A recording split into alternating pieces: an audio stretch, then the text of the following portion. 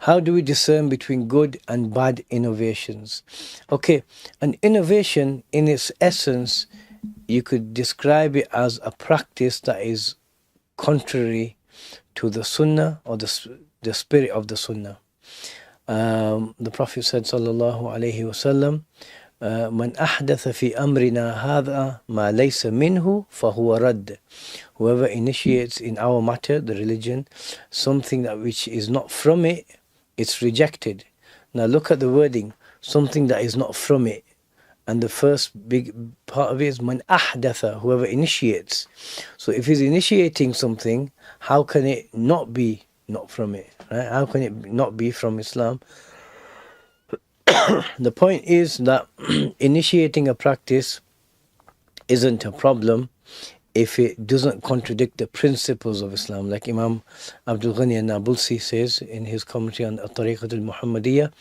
So there are principles in Islam, and if those principles, meaning things that Islam desires us to have. So for example, you start a practice off every day where when you get up and you think, okay, what are the 10 biggest blessings in my life? And you remind yourself of them in order to make yourself feel grateful, right? That's fine, right? Why? Because there's a principle in Islam of shukr, right? Shukr. Allah subhanahu wa ta'ala commands us to be grateful, and so does the Messenger, sallallahu alayhi wasallam. And so, a practice like that which supports the principle in Islam, great. It's a good practice.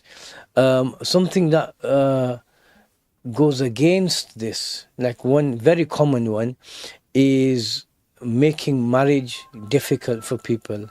So it's difficult to get married because in order to get married you have to have a flash wedding in a flash venue, and you have to have, you know, Ferraris and Bentleys parked up, and you have to have all of this stuff and clothes that cost a minimum of a few £1,000s, and marriage becomes expensive.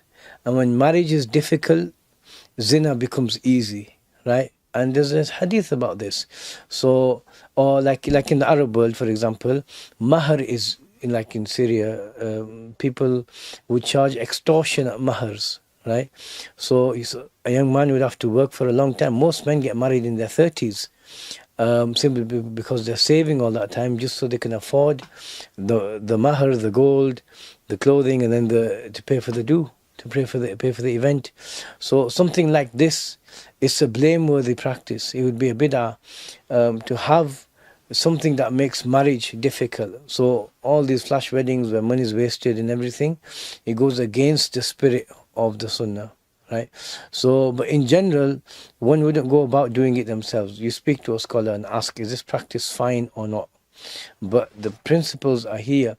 What does Islam teach? What are the teachings of the Prophet ﷺ of the Sunnah? And does this practice support an underlying principle or seek to undermine it? That's how it's decided. And Allah subhanahu wa ta'ala knows best. La ilaha illallah Muhammad Rasulullah.